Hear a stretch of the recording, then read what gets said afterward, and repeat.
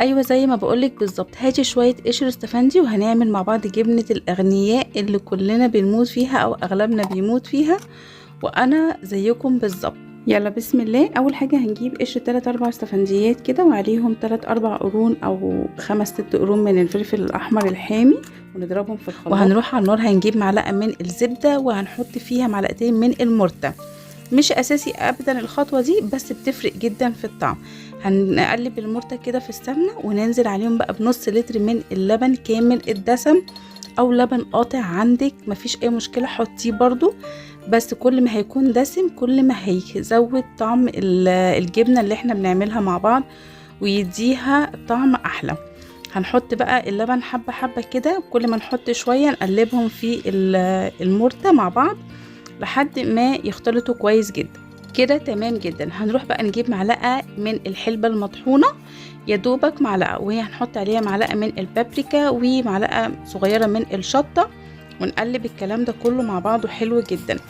معلقه الحلبه المطحونه دي ضروريه جدا، وفي معلقه كمان اساسيه هي معلقه الرده اللي انا حطيتها دلوقتي دي معلقه رده.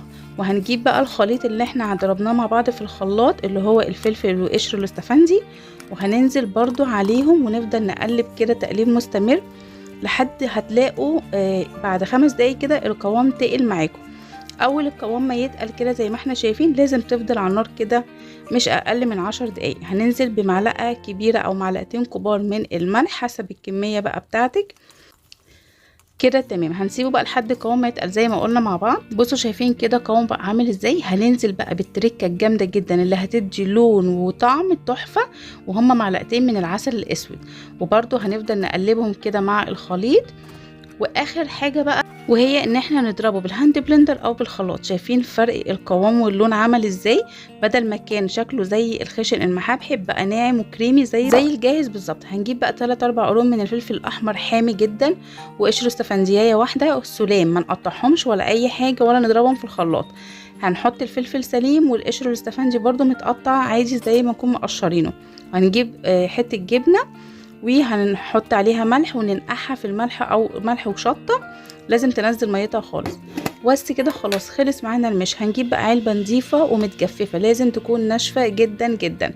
وهنجيب بقى خليط اللي احنا عملناه، اي بقى جبن مفتفته عندك، اي بواقي جبنه رومي، اي حاجه تتبقى عندك في التلاجة حطي على العلبه دي، ما تقلقيش خالص ولا تخافي. كل ما هتحطي على المش بتاعك حاجات من التلاجة، حته جبنه باقيه عندك نشفت، حته جبنه رومي، اي شويه لبن قطع، اي حاجه حطي على العلبه دي وارميها فيها ونسيها مدى الحياه بقى بره التلاجة. العلبه دي بقى كل ما بتقعد وكل ما بتتعتق بتبقى تقيله اكتر وطعمها اجمد واجمد. وبس كده خلاص، وباي باي.